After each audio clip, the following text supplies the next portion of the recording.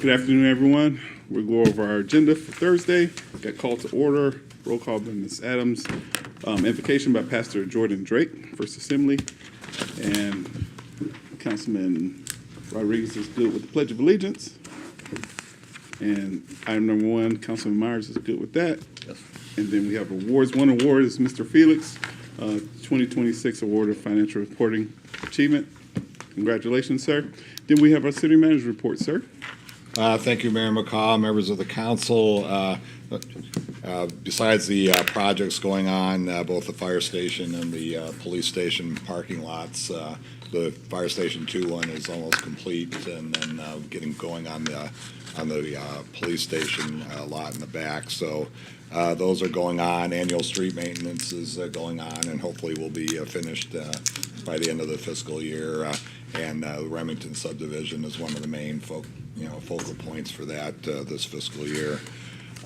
Tomorrow we have a meeting of the Upper San Pedro Partnership Advisory Commission, and that group has been struggling for a while. The technical arm of the partnership is functioning very well, but the I wouldn't say the administrative, but the oversight political arm, we've had a number of agencies drop out of the partnership, and we really need to have a discussion in terms of where that particular group is going. So we'll be focusing on that tomorrow, and I'll probably have a few other things for you on Thursday. So, Thank you, sir.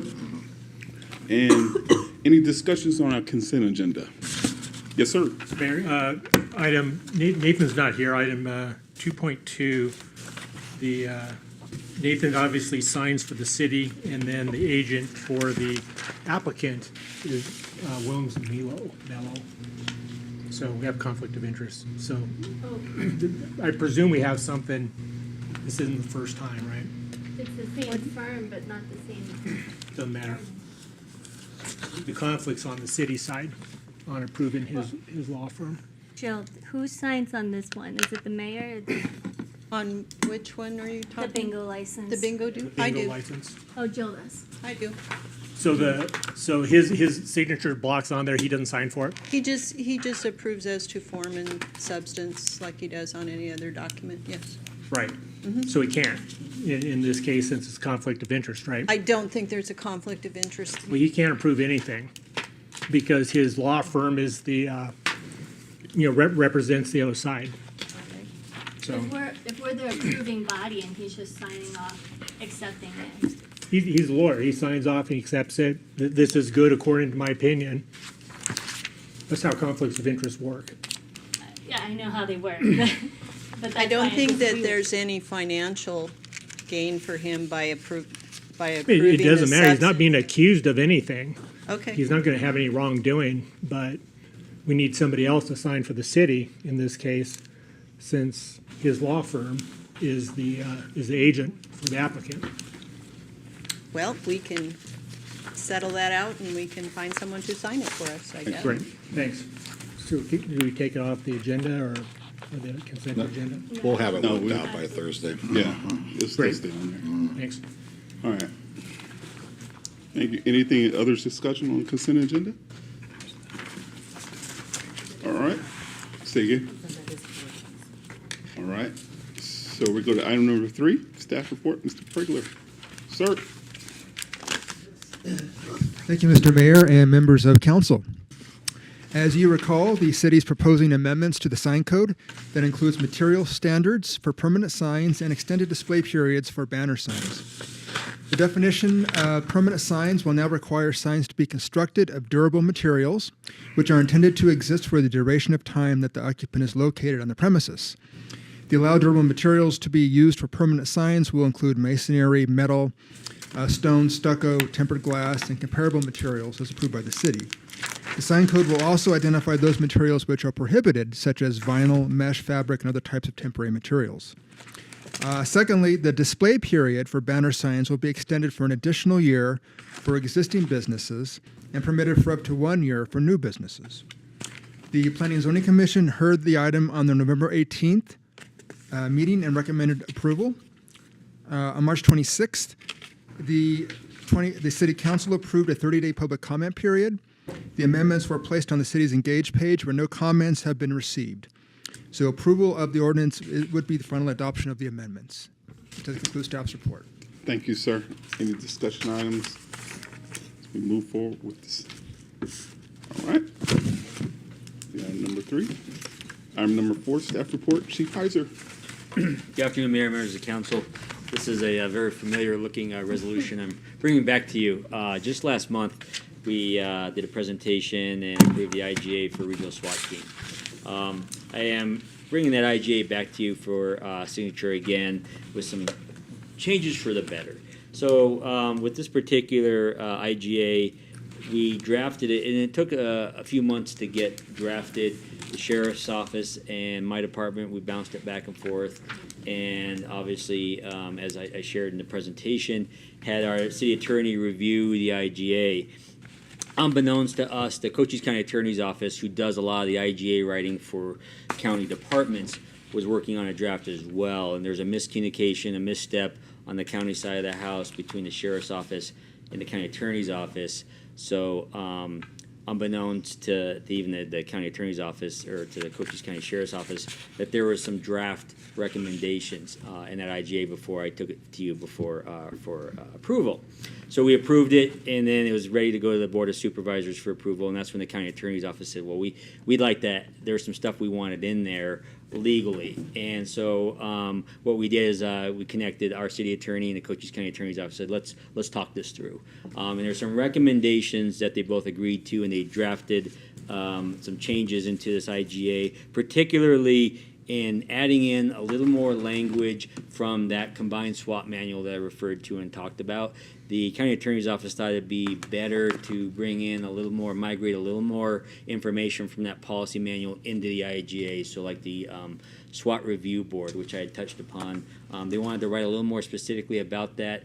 And it also kind of maps out some of the questions I think some of you had when I presented it last month about future growth with other municipalities here in the county. Benson is one of those. What kind of say will they have as they join up? So, which is in that SWAT manual, but they wanted to bring that into the IGA as well. So we went ahead and Nathan Williams and the Cochise County Attorney's Office reviewed it and worked together. Said this is actually a better draft of an IGA. So what I asked for is this time first, let's present it to the Cochise County Board of Supervisors, and then I'll take it back to you for review and approval. So the Cochise County Board of Supervisors has reviewed this IGA and has approved it. As far as the concepts, everything that I shared with you last month stays the same. There's just more language in there that maps out a little more. It's written in the combined SWAT manual. So with that, I'll entertain any questions. Questions from the dais? No questions? Thank you, sir. Thank you. Go to item number 5, the Baker Tilly US LLP presentation. I don't think there's anyone. Sir, Mr. Felix. Mayor, members of council, a few years back, one of the city council members in a city in Arizona complained that they didn't know what was going on with the audit. So the state legislature then, and it's passed a law that said that they are required to present the audit, any audit findings and how the audit went to the city council within 60 days of the end of the audit.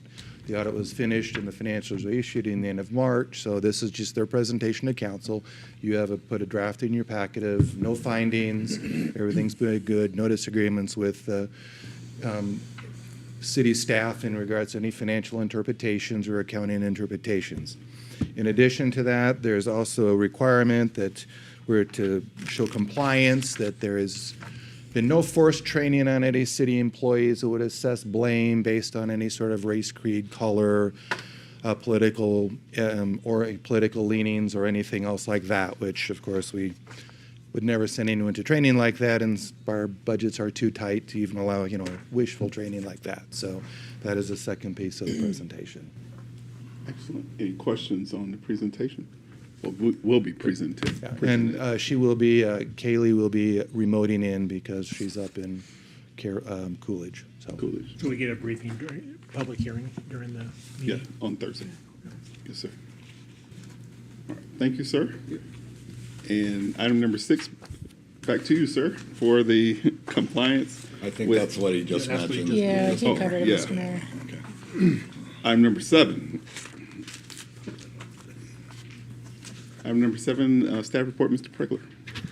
Yes, thank you, Mr. Mayor and members of council. The Echo and Hope Ranch is proposing to submit a grant application to the Tohono O'odham Nation requesting $25,000 to fund the purchase of new and gently used furnishings for their day treatment training program, which will be located at 4431 South Highway 92. The day treatment and training program provides specialized sensory motor, cognitive, communicative, social interaction, and behavioral training to promote skill development for individuals with intellectual and developmental disabilities. The new facility will allow the treatment program to expand the number of individuals in the program. The Echo and Hope Ranch has asked that the city of Sierra Vista be the pass-through entity for the grant. The Tohono O'odham Nation, as part of its gaming license with the state of Arizona, offers grants to support cultural and educational activities within the state. It is required that all grants awarded to nonprofit organizations be passed through a government agency where the funds will be dispersed to the nonprofit, hence the reason for the request. This resolution indicates the city's support of the grant and their willingness to act as a pass-through agency. The formal document to complete the pass-through of funding is a grant and aid agreement with the Tohono O'odham Nation. Should the funds be awarded, the final agreement will be negotiated with the nation. The agreement must be executed by the city and the nation no later than November 13th, 2026. Distribution of the funds will occur immediately after the agreement is signed by both agencies. So this concludes staff support, Mr. Mayor. Thank you, sir. Questions from the dais? So is this anything we even vote on Thursday, or is this info only? This is item you would vote on, the resolution. You need a resolution of support from the city council. Okay, that's what it is? Yeah. Thanks, Jeff. Questions? Thank you, sir. We'll have a call to the public and comments, requests from the council, and we'll be adjourned. On tonight, we have 2 presentations. And we'll start off first with budget item. Staff presentation budget of the Balanced General Fund. Ms. Jen, good afternoon, ma'am.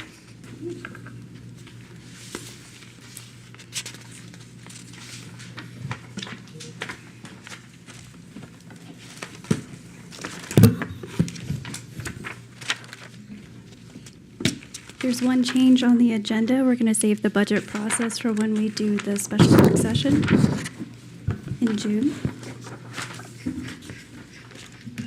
So the general fund is the largest and most flexible fund out of the 21 for the city. Operates comprising approximately 40% of total revenue and expenses. So once the general fund is balanced, then the other funds are a bit smoother to balance out. So the updated total general fund revenue right now is $56,559,857 as compared to last fiscal year of $54,807,914. So you're probably wondering why there's an increase in revenue when we say everything's been flat, and we'll go over that in the next few slides. So the increase to personnel does include all reclassifications that we spoke about in the last presentation. Any new positions, restructuring, with the exception of one that will be discussed later. And then it does include the 2% step increase, as well as the adjustment to the police officer base pay to match Cochise County's base pay for recruits. That keeps us competitive in the local market. Increase to O&M from last year is $738,000. Departments did a great job keeping their expenses flat. And then the next slide will show the breakdown to the major increases. Decrease to capital is about $663,000, and the updated capital list is on a later slide. So we'll go over each category in detail a little bit more. Any questions so far? Okay. So we'll start with the highlighted increases and decreases in general fund O&M. So for IT office equipment maintenance, this is the total amount for this line is due to software price increases. Election services, this is an election year. That's why you don't see it in 26, but you'll see it in 27. Hey, Jen, go back one slide. We skipped. Okay. Sorry about that. Okay. Highlighted changes to revenue. So these are the amounts that each line increased by, not what it was increased to. So for federal grants, since we have to budget grant matches, the general fund and the grants fund are generally balanced hand in hand so that we know what the matches are. This reflects the grant revenue for the projected general fund for fiscal year 27. Local government payments, this is predominantly the increase. So for the CCOM fund, since the county has taken over fiscal agency of that, the CCOM fund, all the personnel that was in there is being shifted over into the general fund under police. And so you'll see the increase to the police personnel for the city portion of the CCOM personnel, and then the revenue in local government payments to match. So that's the increase here is the 693. And then, of course, a little bit of adjustments to our contracts and IGAs as well. Yes, ma'am. Prop 207 shared revenue, that's based off of actuals. Court fees is based off of actuals. The miscellaneous fees is being increased. That's due to the credit card fee projected revenue.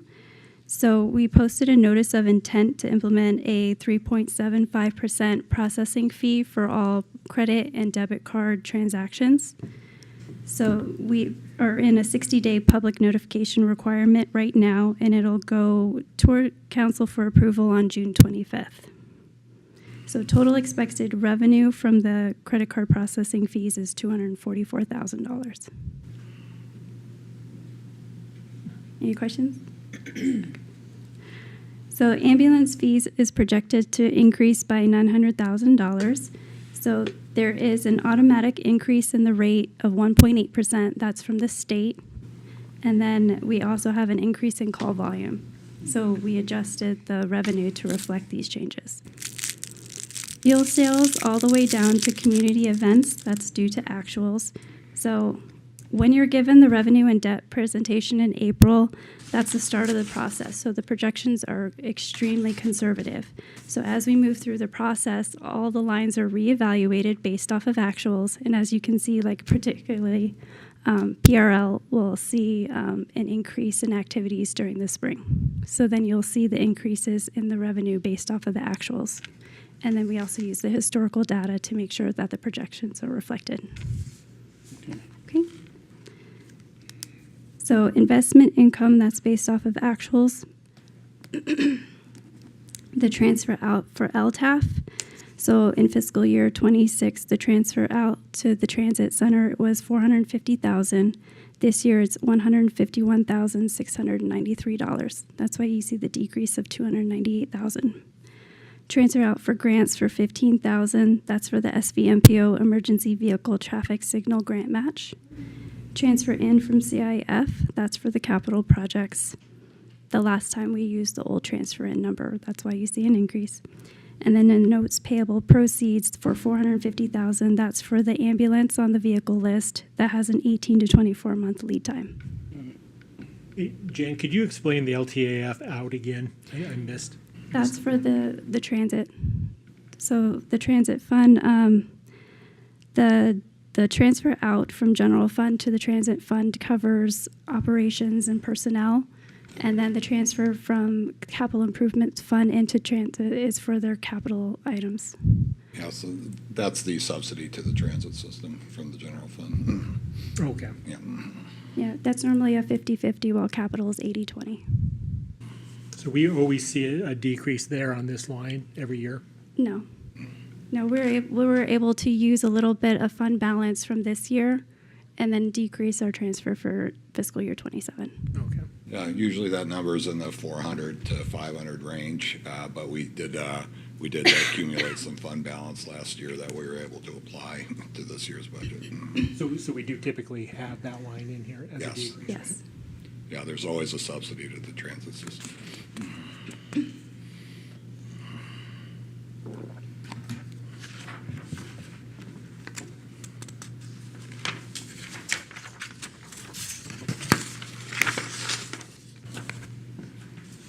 Okay, general fund capital projects update. And I'm sorry, did we need to go back to finish the O&M highlights?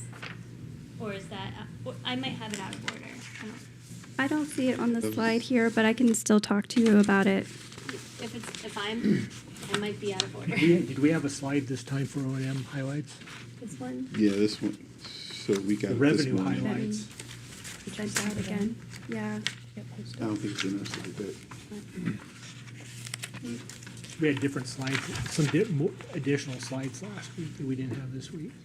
Yeah, I don't So think there were some corrections made. I'll make sure to send that to you after this presentation. But I can go ahead and go over it verbally for you right now.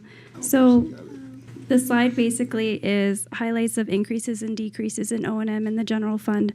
The first one being office equipment maintenance for IT. The FY26 cost is 1.5 million. The FY27 cost is 1.8 million, and that's due to software increases in price. The city clerk, the election services, it's an election year, so you're not going to see it in FY26, but you'll see 50,000 in FY27. And then for finance, ambulance billing contract is not in FY26. It'll be implemented in FY27. So the ambulance account specialist position was unfunded, and that money was moved towards a contracted service with the purpose of optimizing ambulance revenue. So we'll have revenue to offset as well. General fund liability insurance is non-departmental, but for FY26 it's about 1.2 million. For FY27 it increased to 1.3 million. For police ops, the CCOM agreement city portion was 985 and 26 and is about just under 1.2 for FY27. For police ops, their care team contribution, pardon me, is a new request. You won't see that in FY26, and for FY27, that's $200,000. Facilities, water is based on actuals. So FY26, it was $300,000. For 27, it's $400,000. Community development, the Catholic Community Service Agreement, the second year it went down. So in FY26, it's $151,000, but in 27, it went down to $52,500. And so that's kind of basically a highlight of the increases and a little bit of a decrease in the O&M to keep things flat. Jen, when you use the actuals to predict the, for example, the revenue, do you use the actuals and then do you have a standard multiplier, or do you do each one separately, situational dependent? Everyone is separate, and it's also based off of historical also. So we go back looking at the last 3 years to see what the trend is, and then there's like a percentage based off of, there's kind of a formula of like a 0.3% or a 0.2%, like, so, And depending on. but you do it differently per line? Well, it's the same formula basically for each line, except for state shared. We take that from the league's projection, and then we use the historical data analysis for that. Okay, thank you. But the other ones, yeah, it's like a formula, and then we go back the 3 years to, and then it's kind of the same formula for each Or one. look back to Yeah. project? Okay, thank you.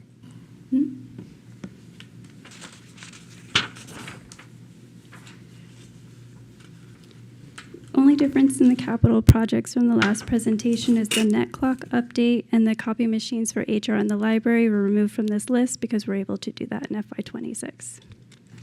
Any questions on the capital? Okay. So there was a question concerning the ambulance from the last presentation.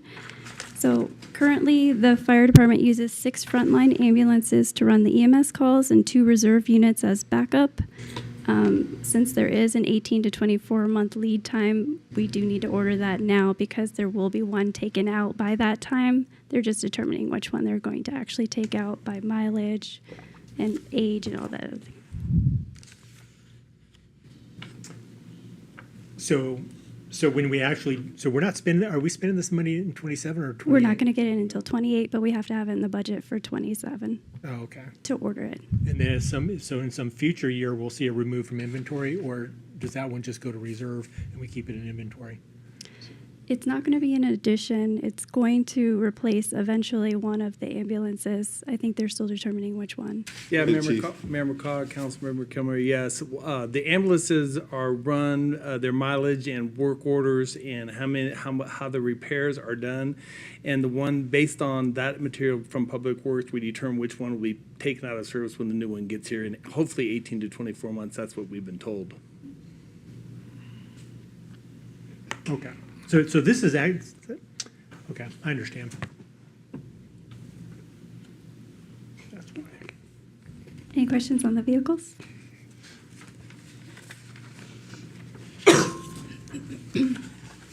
So as stated earlier, personnel numbers do include the reclasses, the new positions, the 2% step increases, and the adjustment to the PD recruit base pay.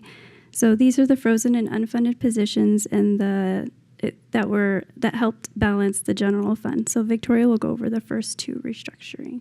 Well, I wanted to talk first about, we have some significant reorganization that's happening here that is difficult to lay out on a slide that we wanted to explain.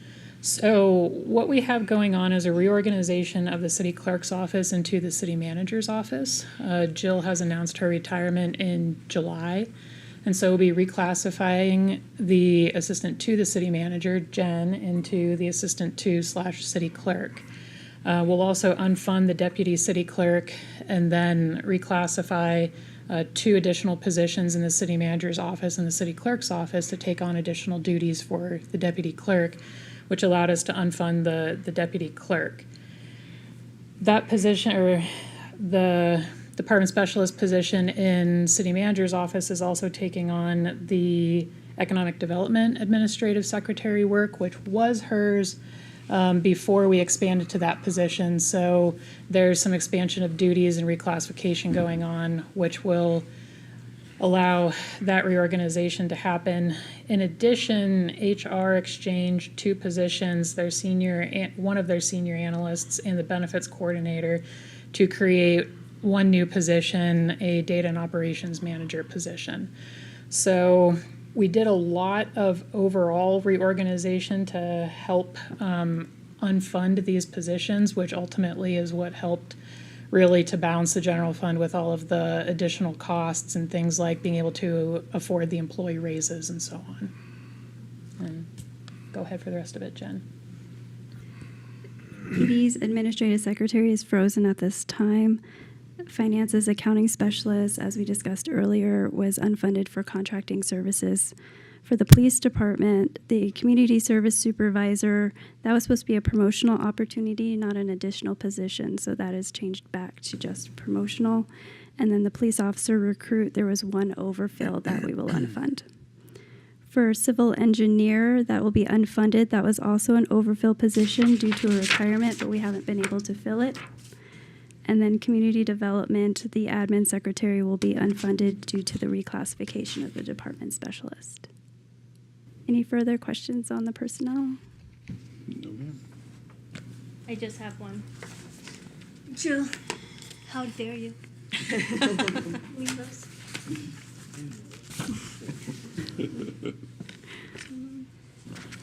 Well, it is amazing. So capital improvement fund is balanced at this time with updated list of projects on the next slide. The additions from the last presentation is we added the puppy room as a carryover for $200,000.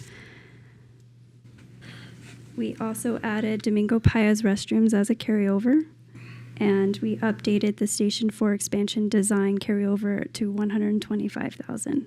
Henry Jones Legacy redevelopment carryover has been or should be completed this year. And then for Snyder Electric, you'll see the $5.8 million. Just wanted to note that 1.3 of that will be from capital improvement fund reserves from the last ITC solar credit, with financing available for the remaining balance. There is a special notation for Roadrunner Park construction phase 1. The $1.5 million city match to the grant can be taken out of the general fund balance. Any questions? Yes, sir. I think this is for Victoria. Victoria, last time I'd asked if we could add like some of the unfunded items.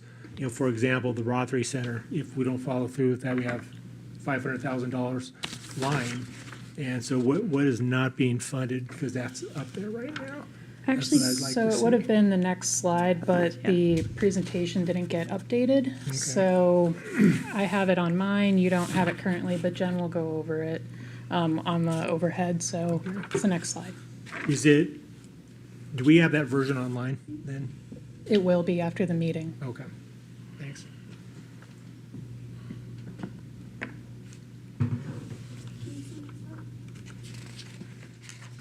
They're switching it. Yeah, he's bringing it up. There it is.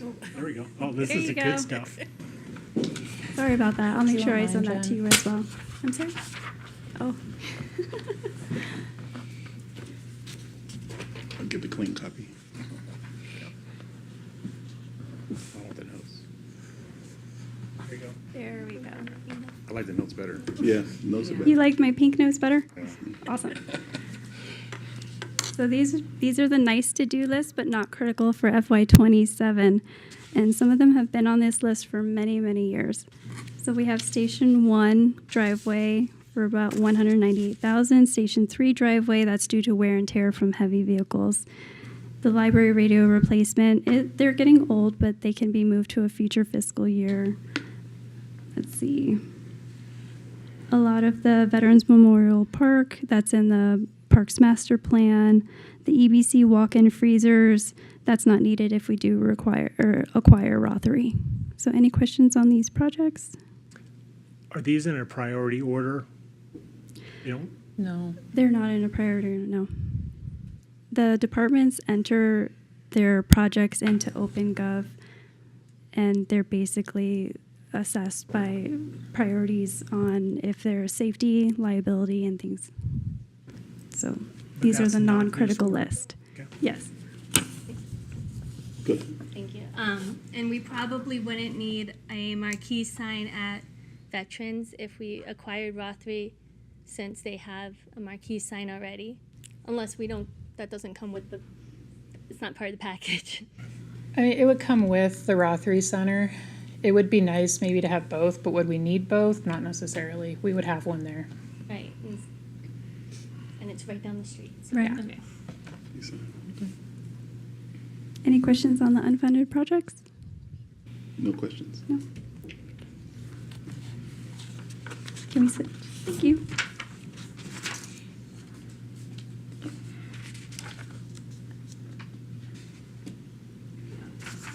So HERF is currently balanced with the expected carryovers at 19 million. Excuse me. So the column marked as city cost is what's paid out of the HERF Dan, on fund. the last slide, what's it mean, the depth projected? Is that just a negative balance with the HERF? What's that mean? The debt projected, The that's, previous slide, the HERF budget projections? I believe that's for financing one of the vehicles. They're gonna purchase a side Oh, okay. loader. Okay, thanks.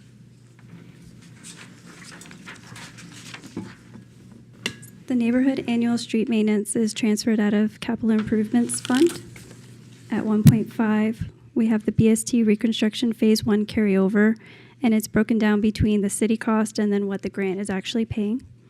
The BST reconstruction phase 2 is not expected to be received or begin construction in fiscal 27, but it still needs to be in the budget. Theodore Drive is a carryover. Julio Cesar phase 1 is also a carryover, and then the Oakmont shared use path is a HERF exchange with the city match at $35,000. Any questions on the HERF projects? Could you explain again the HERF exchange and what did that word mean? Sharon, I'm going to let you do that one. Okay, so, Mr. Mayor, Councilman Kamuri, HERF is the Highway User Revenue Fund. HERF Exchange is a program with the state of Arizona where basically they take federal funds and exchange them at a 90-10 rate for easier to use state funds. The primary advantage to the city is that it non-federalizes the project, because when you federalize a project, your costs go up because you have things like Davis-Bacon wages. Okay, so this is not under federal rules then, because it's been That's correct. exchanged? That's correct.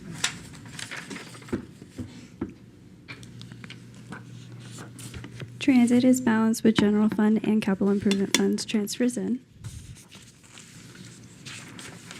So this is the project list updated from the last time to include some of the carryover and new items.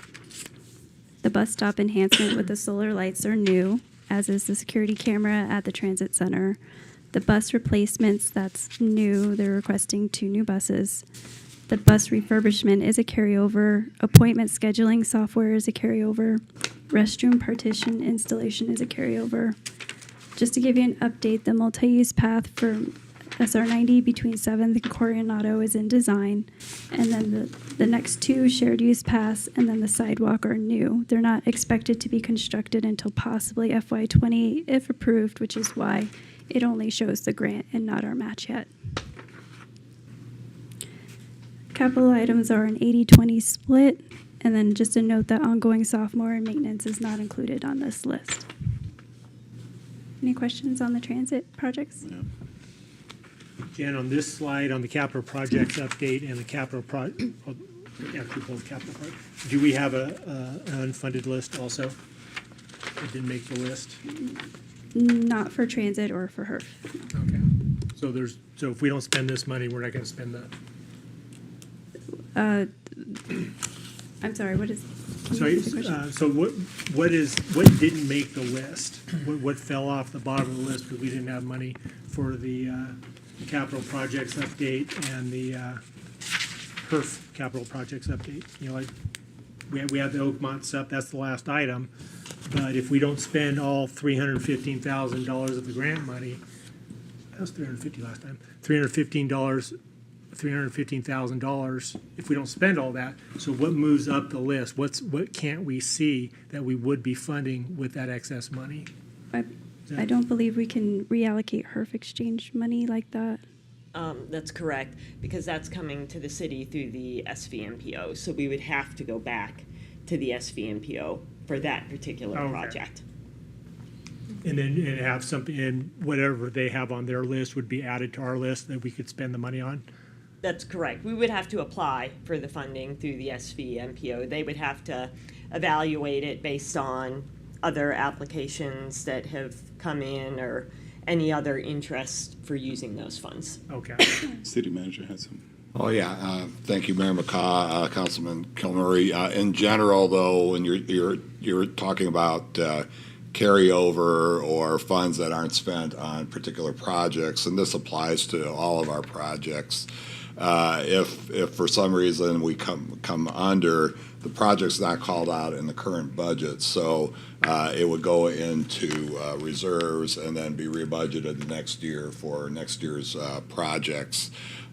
Something that isn't finished would be carried over and then the next year, so that's the meaning of carryover that you see for next year's project. So we have funding carryovers and cost carryovers, Yes, right? that's correct. Question. Yes, sir. Just the last one there, I know we talked about it before, the Ford Avenue, North Avenue, the horrible road that goes to Sierra, the sidewalk. The grant source that we're seeking is which one for that one? Through the FTA. FTA grants? Okay. Yes, the FTA grants, these are all applied for. Okay. So if we don't receive it, then obviously we don't. And the estimate for all that is $350K? Or is that just? Just for the sidewalk for those, yes. Okay. So, Mayor McCaw, Councilmember Rodriguez, that would probably be a multi-year project, but you can see how fruitful the FTA grants are to us. We leverage 10%, and you can see, almost $7 million of projects this fiscal year out of those grants. So that all exists because the transit system is here. So it's very good for our infrastructure projects. Thank you. Debt projections for fiscal year 27 haven't changed since the revenue debt. Schneider 1 is the fiscal year 22 bond issue. Schneider 2 is the fiscal 24 bond issue with fiscal agent fees at $4,000. So in FY 27, we're expected to pay $3,239,292. The sewer, the last payment expected for sewer is in January of 2027, and then that'll drop off. Any questions on the debt? But when the sewer drops off, we're increasing, right? So it's not going to drop off. It's not gonna drop. Yeah, Mayor McCaw, Councilman Rodriguez, I'm glad you brought that up. Mr. Felix and I have been planning this project, the sewer expansion project, for a number of years now, and we're trying to time it so that the last sewer upgrade that we did, the debt service would roll off, this particular fiscal year. we're now in the planning stages, working with Schneider on the next sewer plant expansion. So the hope is by taking the debt service off this year, the new debt service that we're adding on, which will certainly be a larger number, but it won't affect the rates as much as it could be if both were still there at the same time. And we'll update you more on what's going on with the sewer project. Don't want anybody to think that the sewer rate's gonna drop for some reason, because they're not. No. Okay. That won't be the case, Yeah, unfortunately. unfortunately. Crap calls. Yeah. Your budget issues. Maintaining class and comp retention is always our number one. Public safety, retirement, and PSPRS. That's an ongoing issue. Street maintenance. Impact on local revenue from state actions. And then Santan Valley Incorporation impact reduces our state shared revenues. And then obviously the economy is as it is. That's awesome. For our upcoming budget meetings, our next work session, all the funds will be balanced. And then we have something a little bit backwards. Normally we have the balanced funds and then your tentative budget book, but this year, something with the dates, that your tentative budget book will be before you're all balanced. So it'll actually be balanced, you just won't be briefed on it until. That's because we want you to have some light reading over Memorial Day weekend. Any questions? Thank you so much. Thank you, ma'am. Next presentation will be the CCOM budget, so.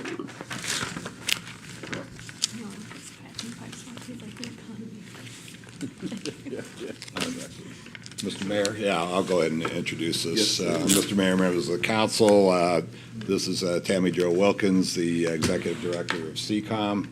As you're aware, CCOM is a joint venture started by Cochise County and the city of Sierra Vista in 2018. We are the principals in the agreement. The rest of the entities are subscribers to that. As such, the county and the city support CCOM with the preponderance of funding for its operation. As such, Ms. Wilkins presents both to the Board of Supervisors and to the City Council as principals on the budget and how that affects your budget in this particular year. It has already been approved by the JPA board that I sit on with the sheriff and the other subscriber managers.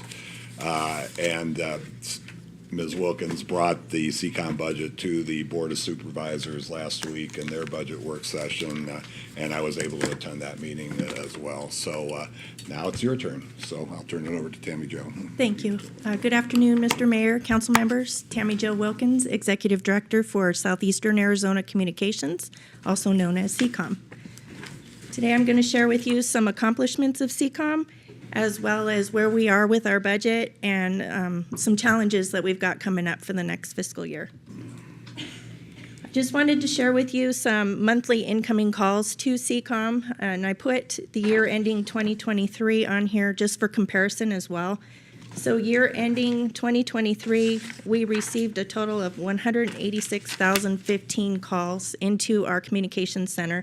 132,616 were admin, and then 53,399 were 911 calls. For year ending of 2025, admin calls ended at 158,817, and then year-end 911 calls ended at 53,841, for a total amount of 212,658 calls into our communications center. That's a lot of calls. Accomplishments throughout the year. We continue to host discussions with Fort Huachuca to bring them on with us on a part-time basis.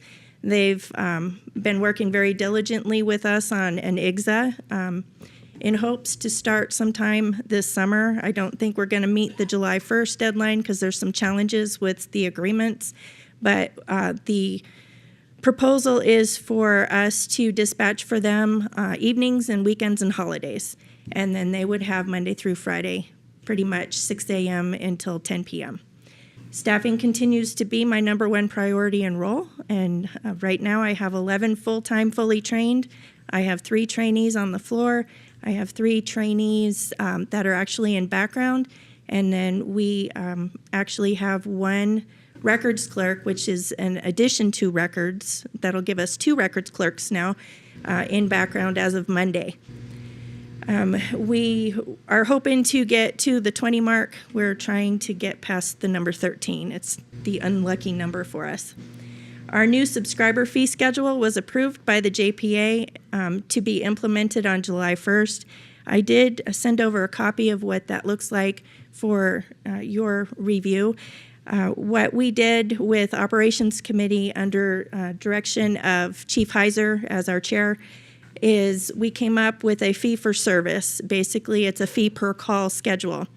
One other regional dispatch center in our state does the same thing. So what that means is all of our subscribers are charged $16 per call for their fee, basically. So on your spreadsheet, it'll give you some examples for Sierra Vista, and I'll use them because they've got big numbers.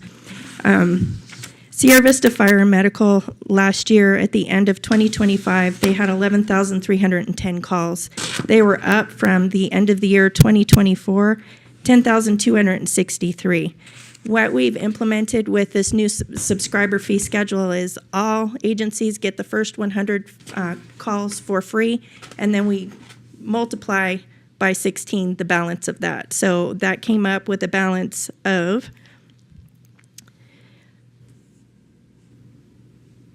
completed totally with the Sierra Vista Police Department, which was 37,888 calls.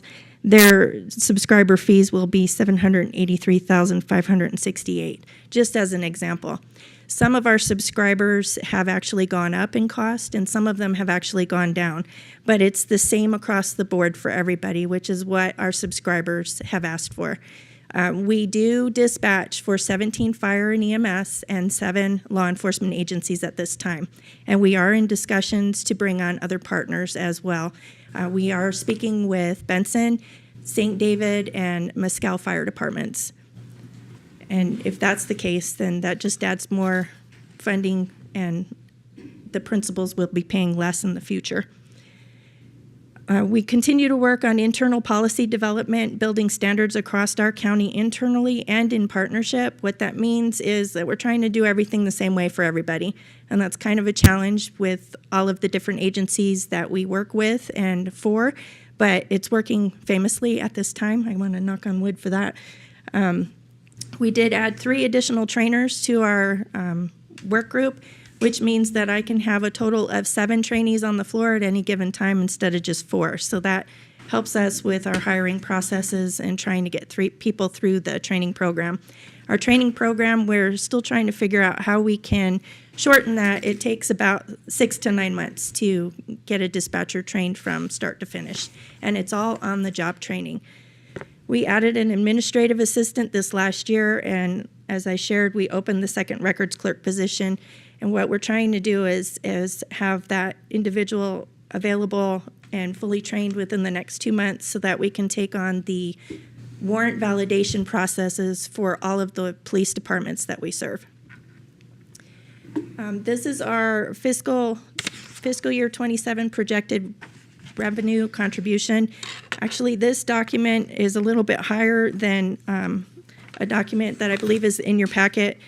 The county and city split on the bottom corner there are the numbers that I wanted you guys to look at. The unfunded balance from the subscriber fees is the delta of $858,634.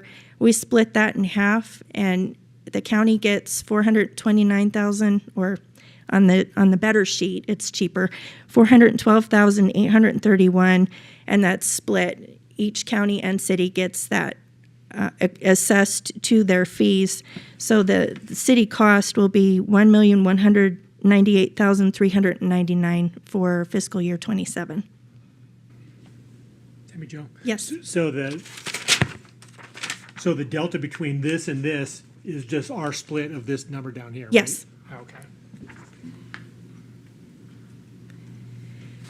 So part of our funding in our budget that we have to plan for is due to the State of Arizona 911 grant. Every year in the past, the State of Arizona has had a grant opportunity, and they've been able to fully fund our 911 equipment at 100%. CCOM applies for this grant not only on our behalf, but on behalf of Benson and on behalf of the Douglas PSAPs. And it's usually 100% reimbursement. So we will pay for Benson, Douglas, and ourselves, and then the state will pay us back for everything. Grant awards we've been notified this year that grant awards would be reduced to 65% of the total award due to shortfalls of the state 911 funds. What that means to us is there is an excise tax on every cell phone and every landline phone of 20 cents. That was implemented in 2007, and it has not been raised. It actually went down. And there's been no discussion to raise it to meet the shortfall at this time, mostly because state lawmakers don't want to address this yet because they've got a lot of other challenges going on. So the governor's office is looking at their rainy day fund to see if they can make up that $4 million shortfall, and I won't know this until August. In the meantime, in my budget, I have to plan for that 65% that's not going to be covered of the average $270,000 that we spend in 911 equipment fees for the year. So with that, we're working it out so that we pay 50% of the unfunded, and then Benson will pay 25%, and Douglas will pay the other 25%. So what we'll have to do is we'll have to pay it, and then we'll have to bill those two entities every month to get that money back. Does that make sense? Makes sense. Thank you. And then further explanation on my budget, we've reclassified a dispatcher position to an administrative manager. In addition to that, we reclassified a 911 rural addressing position and another dispatcher position to add a system administrator to our staffing. It would be very helpful for us to have internal IT services because basically we're at the whim of, and that's not a very good term, but we have to wait for county IT to respond to us, and they're usually 8 to 5, Monday through Friday. And if we had an internal IT person, we could make that available to us 24/7 because it is literally the lifeline, not only for us with the community, but for us with the people out on the street, our first responders. Our GIS contractor, which is in the budget for $85,000, we're splitting that with county IT, so our portion of that will be $59,000. And then our data mark software that is usually paid by the 911 grant is no longer going to be paid by the 911 grant. That's $25,000, so we're splitting that with county IT as well. So that's in my budget for $12,500. I had to add fees for a new HVAC system for our network room at CCOM. This past year, we had a system failure in our HVAC room that keeps the network system cool. And if that gets over 120 degrees, it will fry everything, and then we will really be in a lot of trouble. So we're adding a backup HVAC system to that network room because when that system did go down, it did get up to over 110 degrees in there. In our subscriber agreements and in our budget, we had to add fees for Verizon for the fire station alerting system for half of the year expense. That is an additional $344 a month on my Verizon bill. And because it's connected to the fire station alerting, we're asking all of our partners to help us pay for that. We added an amount for the cost of a new radio console. We have 10 consoles in CCOM right now.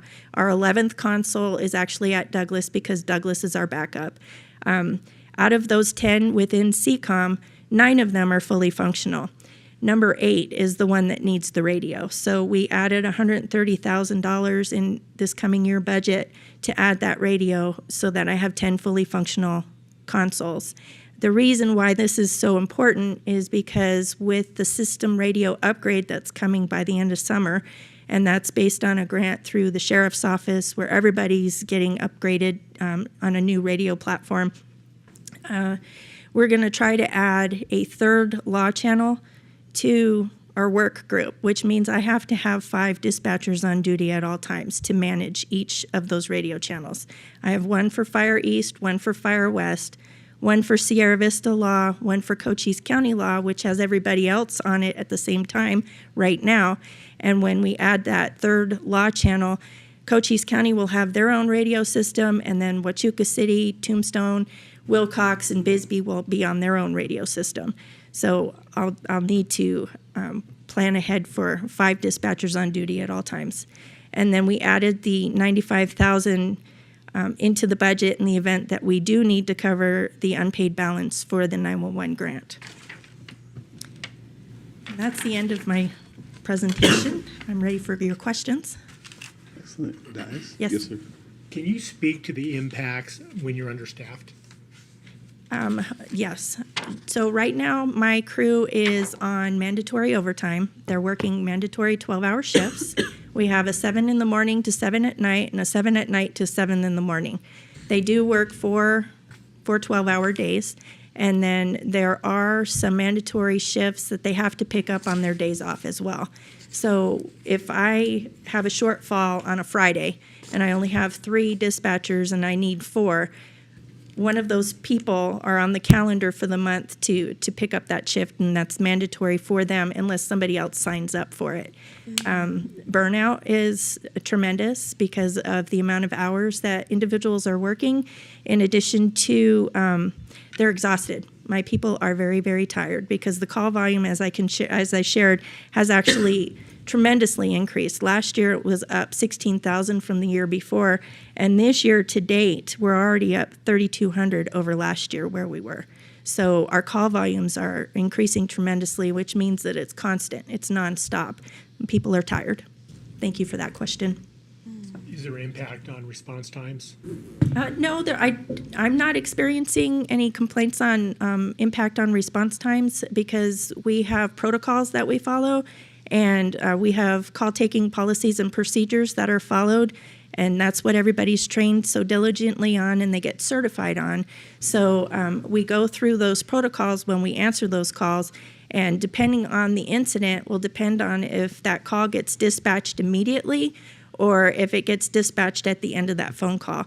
And if, like I've offered to every other board or council, if you would like a tour, I'd be very, very happy to show you everything and walk you through the ropes. Thank you. Yes, sir. Hi, thanks. Good to see you again. I know before an issue we had was the background check was taking a long time, right? So now, just want to see how that's going in your opinion, since you've been there for a while now. On top of the 6 to 9 month to train someone up, has that gotten any better, or is that still an issue as well?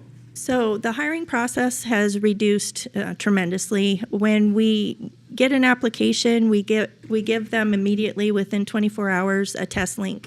And then the next step of the process is they have a first interview and a sit-in because we want our potential staff members to have an understanding of what they've signed up for. So that part of the process has increased. It's moved along quite a bit.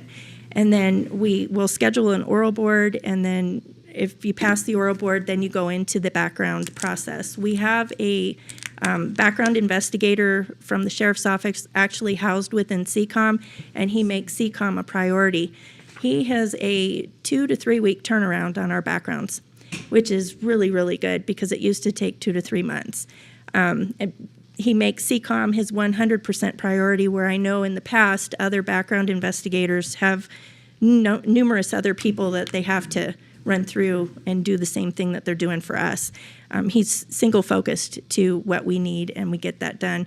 In addition to that, we found a contractor for psych exams, which we can schedule at a certain part of their background and get that taken care of almost immediately, and it's about a third the cost that we were paying.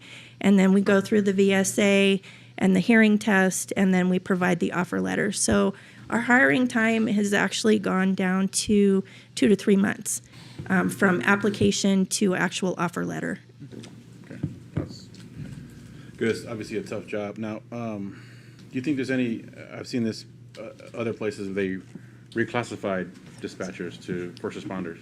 Yes. How would that affect you guys? Yes or no? What's your thought on that? So I've been actually working with the state on a working group to introduce to the lawmakers first responder status for dispatch.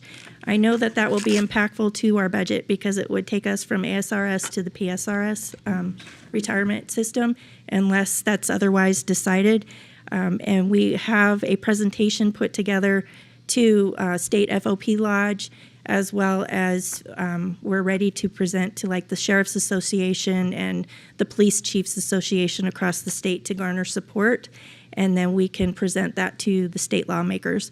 I was actually invited to Washington to also do a presentation to Congress about first responder status for dispatch. A lot of states across the nation have moved to that, and it does make sense because we are that first responder. We are that voice. We are providing those pre-arrival instructions, those CPR instructions, the tourniquet instructions. We're delivering babies on the phone. So giving us first responder status does make sense for us, but we'll see what state says.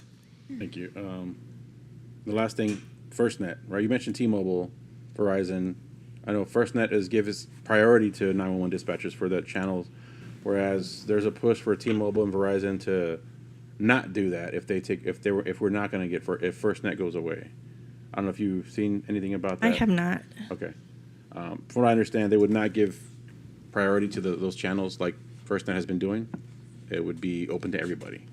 It's my understanding in our community, FirstNet only has one AT&T tower, and the reception for FirstNet isn't as good as Verizon or T-Mobile. So I don't see us, I've only heard of a couple of agencies that have actually utilized it, but I haven't had any further discussion on FirstNet in our community. Thank you. Thank you. Appreciate it very much. Thank you for those Hats questions. off to everybody at your place too that's hanging in there. That's a tough job. Thank you. Vice Mayor. Thank you, Mr. Mayor. Thank you for your presentation and, like you said, all your hard work. And I know you and the board approved the restructuring of fees for subscribers, and I appreciate all the work that went into figuring out how to do that. So ultimately, and I think this is still the goal, we want CCON to be self-sufficient, right? And just be based on subscriber fees, not us and the county paying that additional money. Is that the ultimate goal? All right, I'll take that one. Thank you. Okay. Thank you, Mayor McCaw, Mayor Pro Tem Flowers. Obviously, we would like to move towards a self-sufficiency model for CCOM. Do that through a combination of adding subscribers. For example, Tammy Jo mentioned Benson St. David. That's the last area in Cochise County that's not served by CCOM in some way. Douglas will always be somewhat separate, but we have a mutual aid agreement with them for backup, so they are part of our system. And we now are getting overtures outside of Cochise County, Santa Cruz County, and Graham County for the potential to come into CCOM. CCOM is a very sophisticated operation. We have state-of-the-art equipment, state-of-the-art software and training. And I think it would be very difficult for other rural counties to make the kind of capital and personnel expenditures they would need to make to stand up. So it makes sense for them to join. So that's the revenue side of the house and where we're trying to get there. On the cost side, there's a little bit of a challenge. As you're aware, the city did all the admin services for a number of years, and that has now transitioned over to the county. So they're picking up the costs of all the admin services. Those costs have not been charged to CCOM. So we were doing that, as an added service to help support CCOM, and then the county is doing the same right now. So trying to overcome those costs is really the challenge for making CCOM be able to stand up for itself, because there's considerable admin costs that are not currently covered by the subscriber base. The other problem in the subscriber base, and why the county and the city are helping to subsidize CCOM, is many of the entities in CCOM are very small. We have very small fire districts, smaller cities. The cities, when they come onto CCOM, do experience savings in terms of operating their own dispatch center, but they cannot absorb higher per call fees that quickly in their organizations. So we moved to this model. We'll probably have to increase rates going forward a little bit at a time to try and get them to absorb that, to get us closer to standalone. But I would say we're still probably a good 5 to 10 years away from standalone status yet, in my opinion. Thank you.